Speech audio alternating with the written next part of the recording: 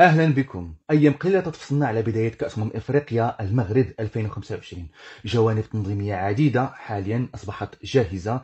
تنذكر الملاعب، يعني الطرقات، البنية التحتية، الفنادق، كل شيء واجد تبارك الله. المغرب جاهز لتنظيم هذا الحدث، ولكن الجانب اللي تهمنا احنا كمشاهدين ومتابعين خلف شاشة التلفاز، الجانب الإعلامي، فللأسف حاليا ممكن نقولوا بأنه المغرب ما داير حتى شي خطوة، وما كاينه حتى شي بوادر ديال تغطية إعلامية تليق بهذا الحدث الكبير. مزيان أنك تستضيف عديد البطولات العالمية والقارية، مزيان أنك توجد ملاعب عالمية، مزيان أنك طور بنيتك التحتية الشاملة، طور الفنادق ديالك، تكون ثقافة التنظيم عندك وصلت لأبعد وأعلى المستويات العالمية. ولكن إلا ما كانش هادشي تيواكبو واحد التغطية إعلامية وواحد المواكبة إعلامية، خصوصا من القنوات التلفزيونية المحلية ديال هذا البلد المستضيف، فاسمحوا لي نقول لكم بأن هادشي كله تيتضرب في زيرو. لأنه اش معنيتها أنك تنظم عرس ودير مثلا أفضل المأكولات وتجيب أحسن دي جي ولا أحسن جوق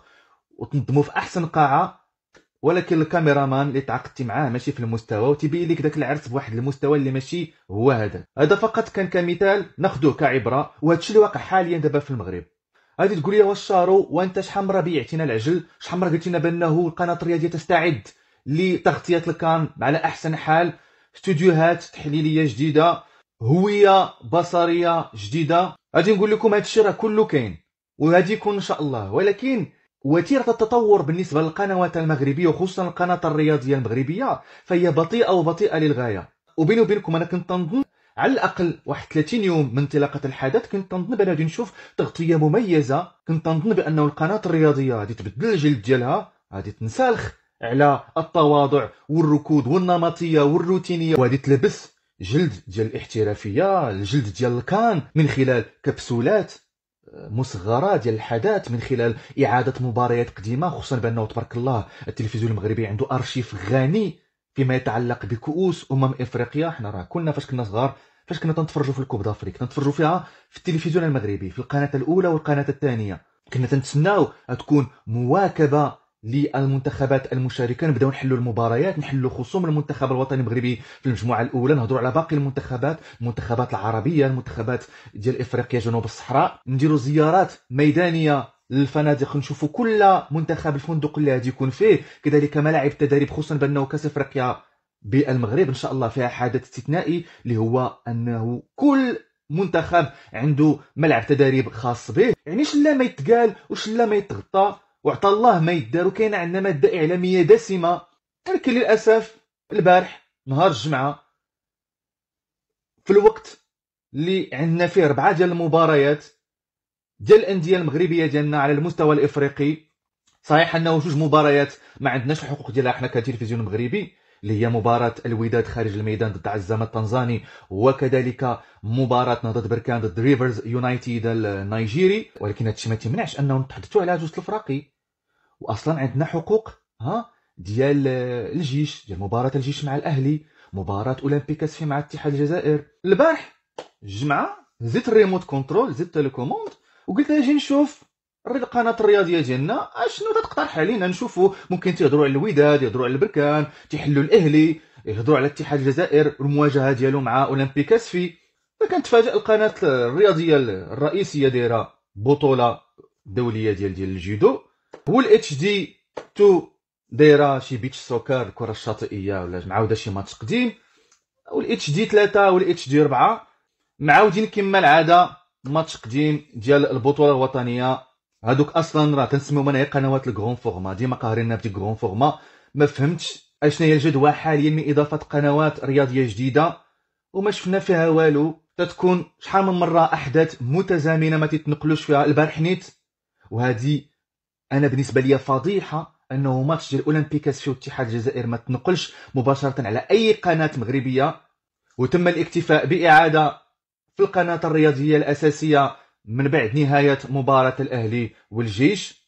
فكاين بزاف ديال اللعابات، وملي كتشوف هاد اللعابات يقابله اهتمام عربي وحتى افريقي بالكان، فتبقى فيك الحال كمغربي. منذ ايام قليله قناه لا تخوازيام او القناه الثالثه الايفواريه دارت واحد التغطيه خاصه ومميزه للكان، باستوديو محترم بجماهير ايفواريه، كل واحد لابس الاشارب ديالو.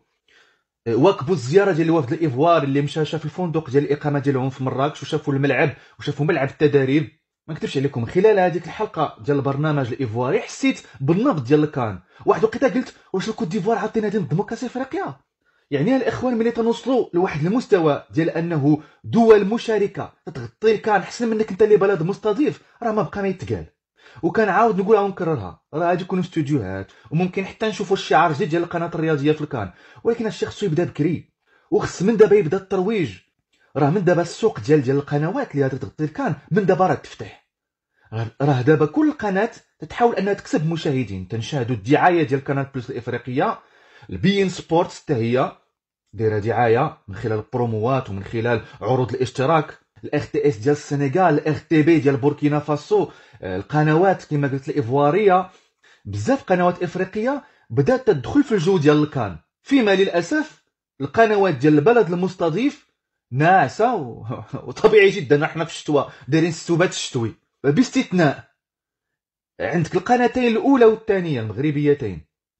القناه الثانيه من خلال البرنامج المحترم ريبلاي، والقناه الاولى من خلال النشره الرئيسيه المسائيه اللي تتخصص فيها جزء مهم لتحليل المنتخب الوطني المغربي والحديث عن الكان. فمن غير القناه الاولى والقناه الثانيه وحتى ميدي ان ممكن نضيفوها، فمن غير هذه الثلاثه راه ما كايناش شي. القناه الرياضيه لا تفي بالغرض. وتخيلوا يا اخوان انه مده الحديث عن الرياضه في القناه الاولى والقناه الثانيه اكبر بكثير من القناه الرياضيه المتخصصه الموضوعاتيه في الرياضه. عاد خلي النمطيه في الشكل وحتى في المضمون. نفس الاستوديو في كل التظاهرات، كي قرعه كاس العالم، كي ماتش ديال البطوله الوطنيه، كي ماتش ودي ديال المنتخب، كي ماتش رسمي ديال المنتخب الشبان او منتخب الفتيان، كي ماتش رسمي ديال منتخب السيدات، نفس لابياج نفس الشكل. حتى ملينا والله الا ملينا، وهذا الشيء اللي كنا متخوفين منه.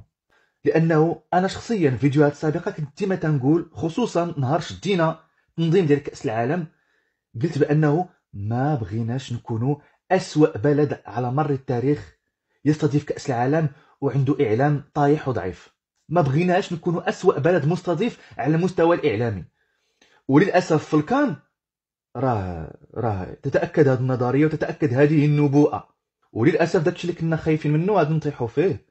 وتنتيما تنقولها انه يا الناس ديال الاس ان ار تي، يا المسؤولين ديال الشركه الوطنيه للاذاعه والتلفزه المغربيه، يا المسؤولين عن التلفزيون المغربي، يا المسؤولين على القطاع السمعي البصري في المغرب، يا المسؤولين على وزاره الثقافه والاتصال، راه ما بغيناش نتفرجوا في احداث رياضيه في بلادنا نشوفوها بعيون الاخرين.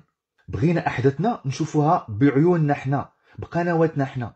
انت كتلفزيون مغربي انت الناقل المحلي للكان، يعني انت بالوحدات ديالك. وهذا موضوع اخر، لانه كان المفروض انه التلفزيون المغربي غالبا هو الذي يتكلف جميع الملاعب ديال الكان، هو الذي يدير لها الانتاج التلفزيوني، ولكن يبدو بان الامور ستتغير. ولكن على كل حال التلفزيون المغربي نعتبره حاليا هو الناقل المحلي للكان.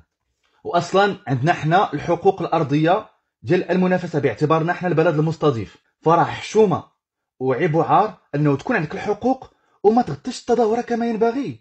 راه الناس يا اخوان وصلوا لواحد المستوى ديال انه ما عندهمش حقوق بث منافسه، ولكن تصراها من حيث التغطيه. تصيفطوا مراسلين تيديروا مواكبه اعلاميه، تيشوفوا خبايا التظاهرات، تيديروا صبر الاراء ديال الجمهور، تيحللوا المنتخبات المنافسه. يعني هذه القضيه ديال انه ما عنديش حقوق ما بقاتش مبرر. وحنا كما قلنا عندنا الحقوق، ولكن تكون لها تغطيه ضعيفه للغايه. فللاسف القناه الرياضيه ديالنا تحولت لمجرد فيد ناقل. تندوزو لك اللايف صافي تتفرج في الماتش، وحتى الماتش ما تنخليوكش تستمتع به كما ينبغي. تنقصوا لك صوت الجمهور، تيكون عندنا مشكل مثلا في الميكساج ديال صوت المعلق مع صوت الجماهير. وإن فوا تيصفر الاربيط صافي تندوزو لا ريجي فينال وتنقطعوا تندوزو للاشهار وترجعوا للاستوديو الازرق الغامق الروتيني النمطي وتنستمتعوا بالتحليل ديال الاخوان.